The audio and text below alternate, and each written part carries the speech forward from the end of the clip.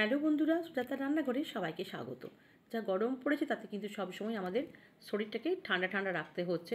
তো এই শরবতটা বানিয়ে দেখতে পারো, শরীর মন দুটোই কিন্তু খুবই ঠান্ডা থাকবে। ভালো করে আমটাকে দেখো এখানে পুড়িয়ে নিয়েছি। খোসাটা একদম কালো করে পুড়িয়ে নিতে হবে, আর ভেতরের অংশটা কিন্তু একদম হলুদ থাকবে। এইভাবে পোড়ালে কিন্তু একটা স্মোকি ফ্লেভারও থাকবে, আর আমটা ভালোভাবে পুড়েও যাবে।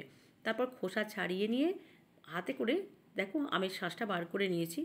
এতে দিয়েছি প্রয়োজন মতো নুন আর বিট নুন।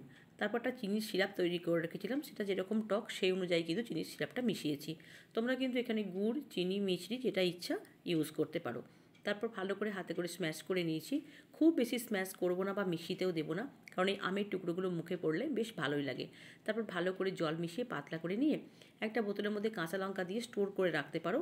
যে কোনো সময় বার করে এতে অল্প জল মিশিয়ে বরফ দিলেই কিন্তু তৈরি হয়ে যায় সুস্বাদু এই আম পোড়া শরবত। তো কেমন লাগলো রেসিপি কমেন্ট করে জানিও, ভালো লাগলে লাইক করো, টাটা।